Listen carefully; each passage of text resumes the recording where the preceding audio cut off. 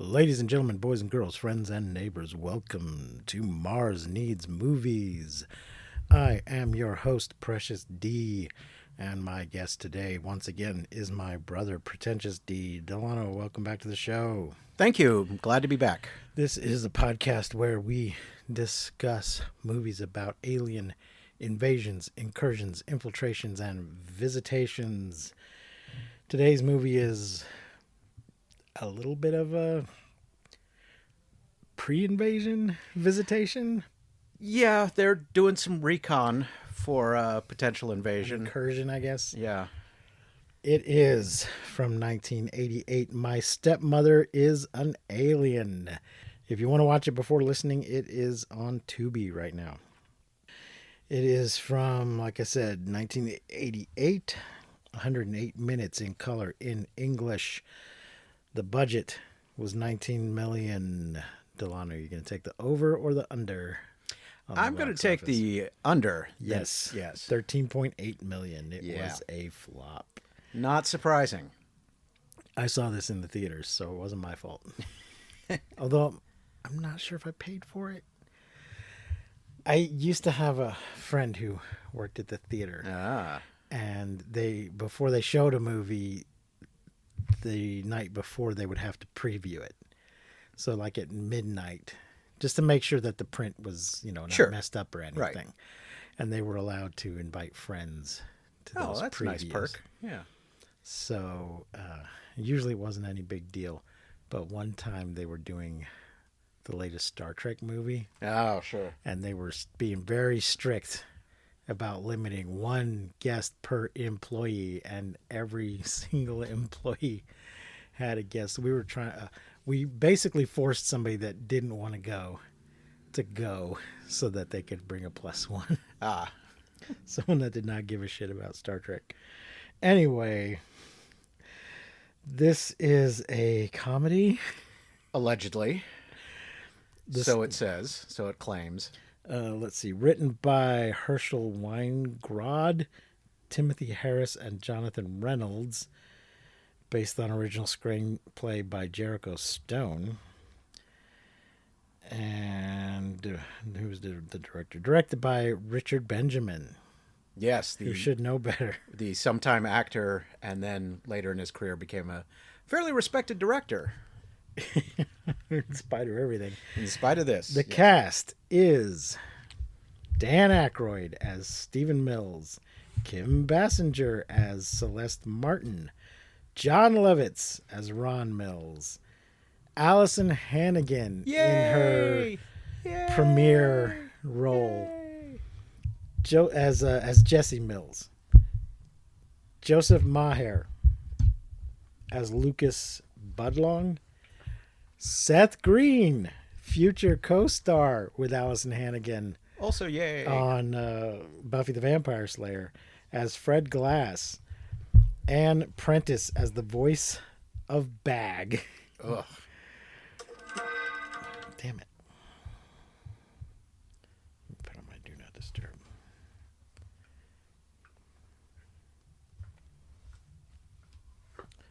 Wesley Mann as Grady, Tony Jay as Council Chief, Peter Bromelo as Second in Command, Harry Shearer as the voice of Carl Sagan. Yes. Juliette Lewis as Lexi, Jesse's friend. But wasn't the voice of Carl Sagan a lie? I think it was somebody was imitating the voice of Carl. Yeah. I think the bag was imitating the bag, voice of Carl Sagan. Yes. Trick. The president, maybe? No, I think it was just the guy heading up the observatory.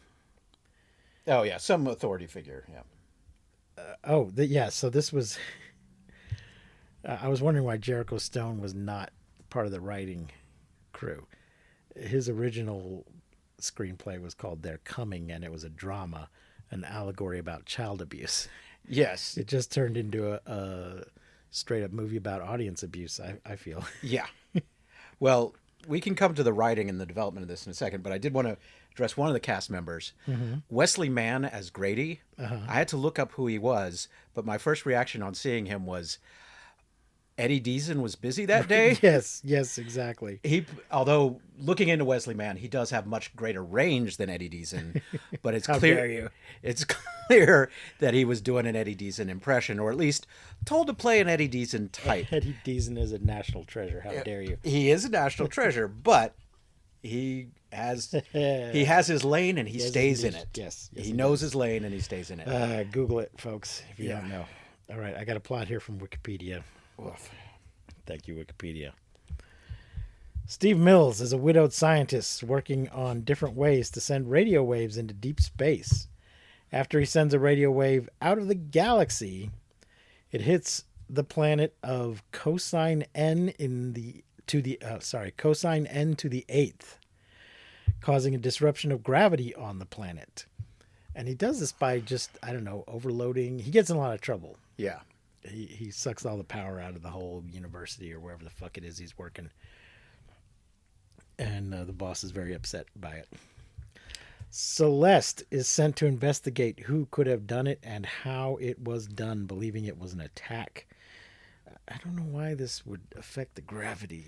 Oh, well, one of my big complaints about this movie as a whole, and I'll take this opportunity, is it's very bad science. Oh, sure. Now, I don't mind with the science in a science fiction movie. You got one or two ways. You can go hard science, get your science advisors, get your physicists, or you can just go space opera and it's just magic. But the worst is when you try to go middle of the road and throw in a few things like galaxies and light years and gravity that you don't really understand and think it's science. And that's clearly what they did in this film. At one point, they talk about beaming a signal to another galaxy, but then they describe the place they beamed it to as being 2 solar systems over and like 2 light years away. So clearly That's they pretty have fucking close. Yes, they have. Nothing's that close, is it? No. They're star systems. I mean, no, they clearly know nothing about science. It's terrible. They should have just made it magic or something, or hired a science consultant. Yeah. But it's terrible. So Celeste is aided by a device called Bag, an alien tentacle with a single eye and a mind of its own, disguised as a designer purse. Bag is able to create any object, such as diamonds and designer dresses, almost instantaneously. Celeste crashes a party hosted by Steven's brother Ron and immediately draws attention to herself by making outdated references to TV shows and political slogans under the mistaken belief that they are current. Were they outdated? I don't remember. I don't know. But yeah, she's speaking in catchphrases. Information that had actually taken years to obtain from Earth to her homeworld, but they should have understood that. Aliens with interstellar travel understand light speed and the idea that radio waves take a while. Celeste's inexperience almost results in her exposing herself as an alien as she struggles with simple tasks such as cooking and trying to kiss for the first time. She goes home with Steven and spends the night after Bag teaches her what sex is, which she greatly enjoys. Jessie, Steven's 13-year-old daughter, is at first happy that her father has found someone, her mother having died 5 years previously, but becomes suspicious when she observes Celeste eating the acid out of batteries and pulling eggs out of boiling hot water with her hands. Yeah, when she makes breakfast, is it the very next day? Yeah. She just makes like fucking everything. Yes. Yeah. Is there a turkey even? I think she makes it's like a turkey. Pancakes and eggs and bacon, but then she just keeps bringing out more. There's like a roast turkey more and more maybe stuff. a ham. She unsuccessfully tries to convince her smitten father that something is unusual about Celeste. When Celeste tells him that she must leave in 24 hours, he impulsively proposes and she accepts. Ron also has his doubts about Celeste and tries to dissuade Steven from marrying her on the idea that she is an illegal immigrant or planning economic espionage.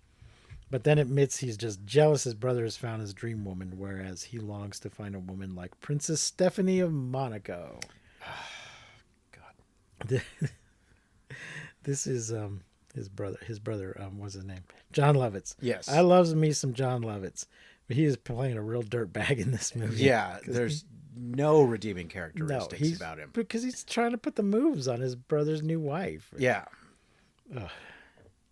Celeste begins enjoying life as a human as she encounters new experiences such as sneezing and love.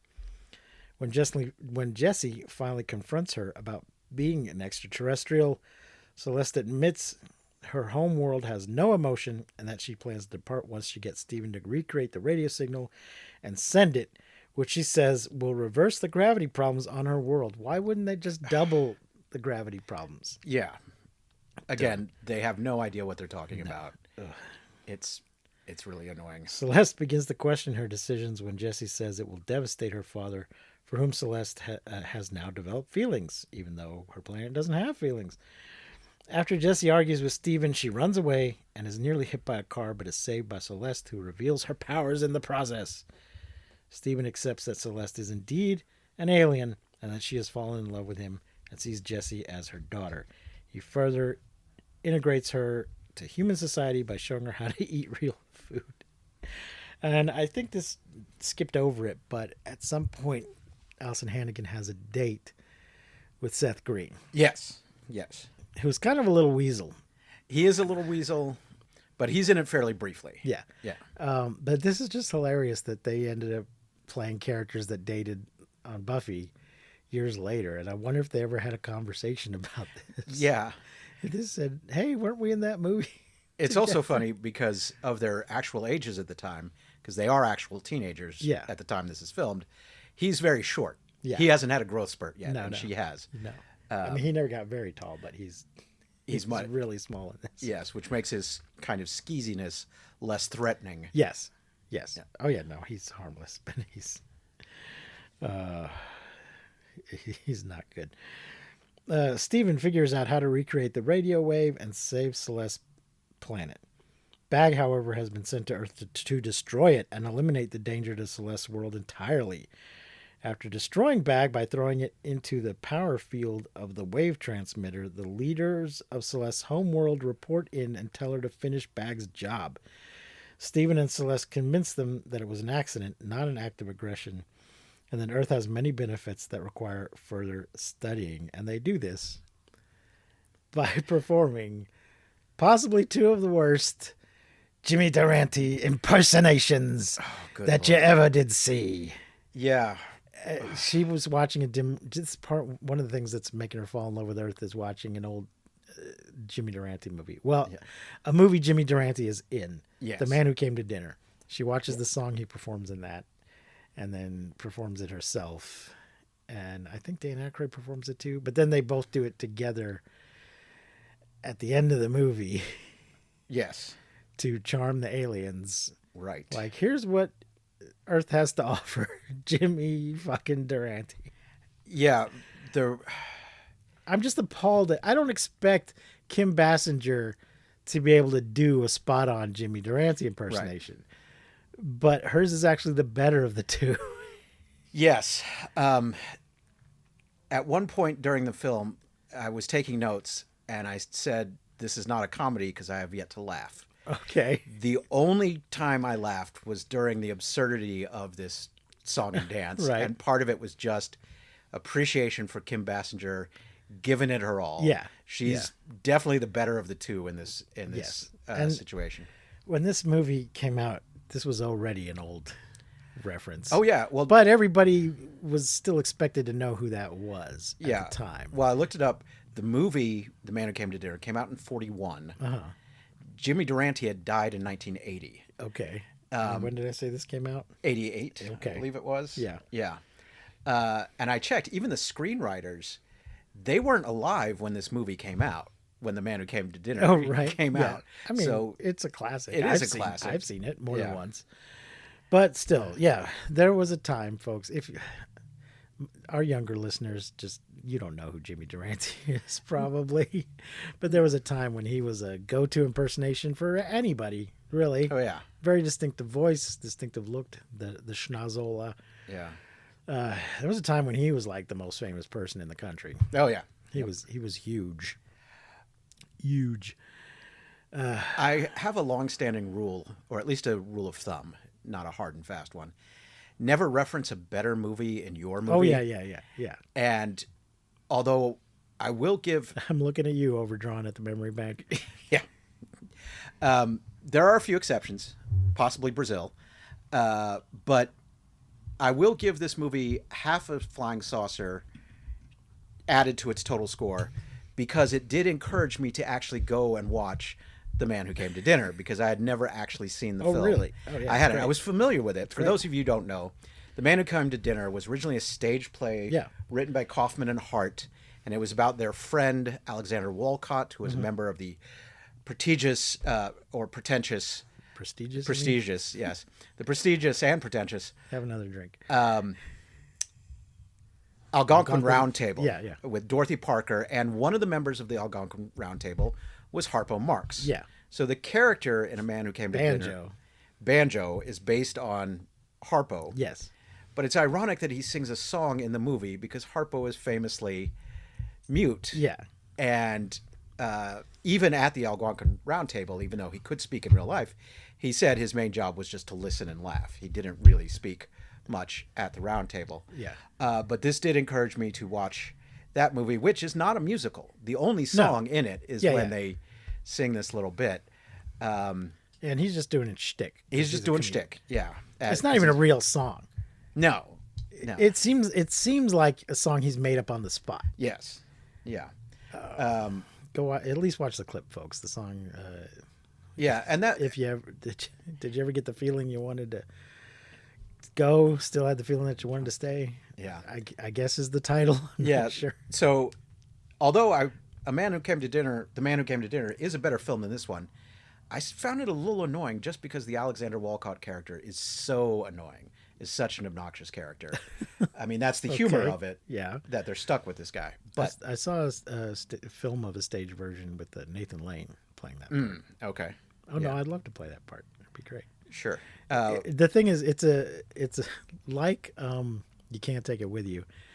It's a play that has just a shit ton of props and things. Oh, yeah. That, you know, they need to bring in a crate of penguins at one point. I think Penguins and an octopus. Yeah. All other sorts of stuff. Anyway, go watch that movie instead of this one. Yes. folks. Although in the final scene when they're dancing for the space judges, basically, or the heads of the planet, Yeah. who are all these big authority figures, one of them, and I don't know if you have his name listed there, I recognized his voice. Oh yeah. That's the main one. We mentioned him. Yes, he does the voice of God in Time Bandits. When he spoke, I could hear "Return the Tony map." J. Tony J. Yes, so that added a little more gravitas Well, to the. he to was the film. also he was the voice of Shere Khan Oh, sure. well, not in the I think not in the original Jungle Book, but in Jungle Book 2 and in Tailspin. Right. Yes. He's got a great voice. That does not save this movie, though. No. Let's see. Let's get back to the plot here because we're almost done. Yeah.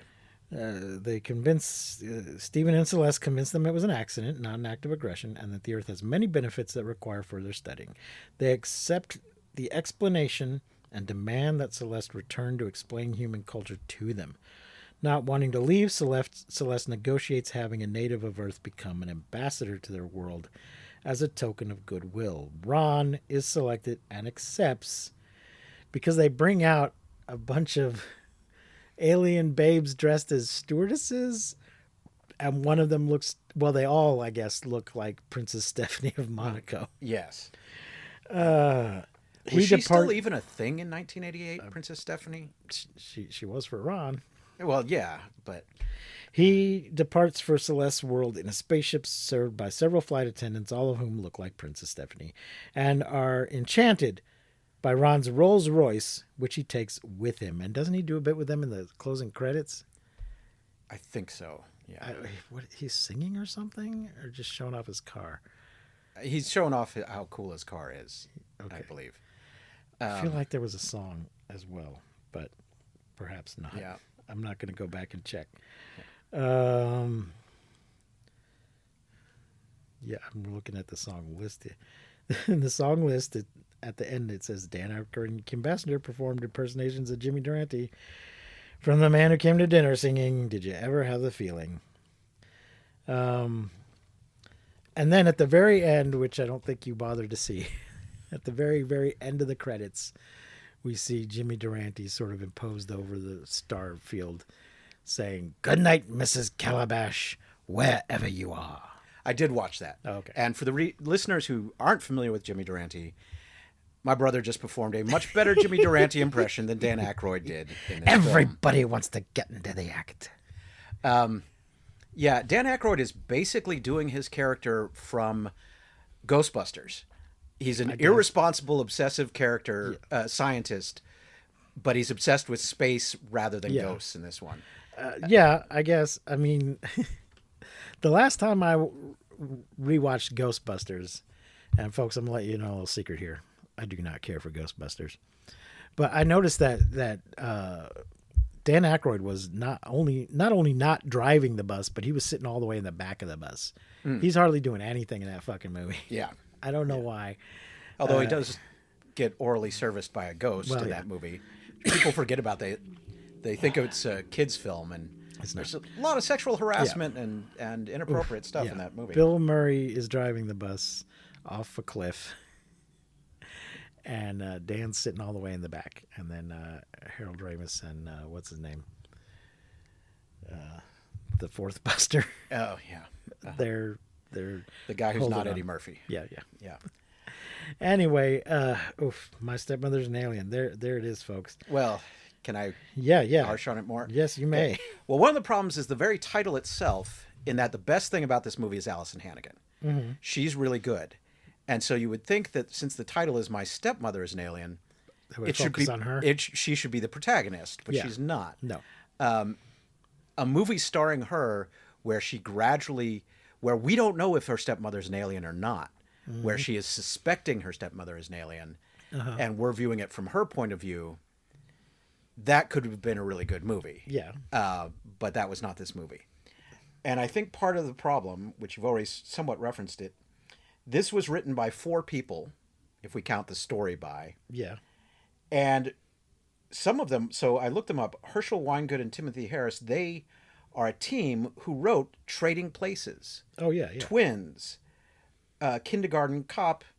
So 3 good movies. They wrote Space Jam, which I also hate, but I think that's a terrible movie. Also bad science fiction. It's been a long time since I've seen it, but the sequel, which should have been called Cyber Jam, was not good. Space Jam was a glorified shoe commercial. Yeah. So anyway, but they wrote at least three good movies. And Jonathan Reynolds, interestingly enough, he wrote stage plays. He wrote one called Yanks 3, Detroit 0, Top of the Ninth, which I was actually in a college production of when I was back when I used to act. So good playwright.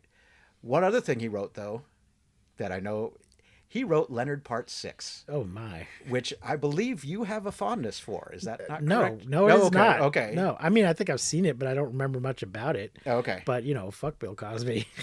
Okay. Well, yes, fuck Bill Cosby. True. But, okay, I must have misremembered that. No. But I mean, I've seen it. It had an interesting premise. I don't remember it being good at all. Right.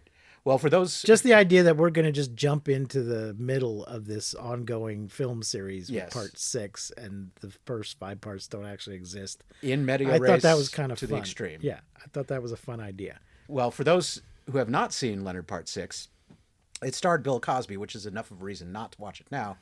It also won a Golden Raspberry Award, so it's that level It's of like film. a spy parody thing. Yeah. So, yes, Jonathan Reynolds. And not only is the problem that these guys wrote some bad movies, but the movie was rewritten several times in the production process. Nobody knew what they wanted to make out of it. It wasn't funny. Mm-hmm. It was just a mess. I would be curious to read the original screenplay. Yeah. Maybe let's do a remake. Yeah, that could be good. This reminds me, there's sort of a little small clump of these kind of movies. My Mother is a Werewolf.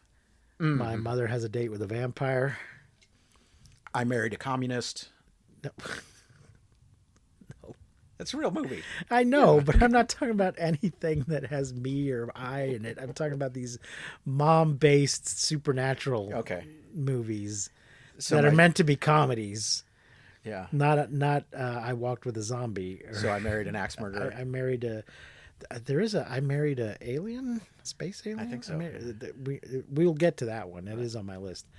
Also, I think on our list of alien incursions, infiltrations, that we will need to get to is another Dan Aykroyd alien comedy movie, Oh. The Coneheads. Oh, good Lord. Yeah. Ah, Yeah. woof. Yeah. The first Conehead sketch on Saturday Night Live, good. It needed no further Conehead sketches, much less That's not how that works. much less a full-length movie No, 30 years that's after the fact. Not how that works. I know it's not how it works. I'm saying that's how it should Oh, work. yeah. Google Coneheads, ladies and gentlemen. All right. Anything else you want to bitch about it? Oh, God. Just bad Yeah. science, not funny. It's not a good movie, folks. No, no. And with some of the cast, John Lovitz, yeah, he's funny in some things. He's not funny in this. Dan Aykroyd's funny in some things. He's not funny in this. Allison Hannigan is funny in this, and she's also poignant. She's got some range in this otherwise bad movie. Yeah.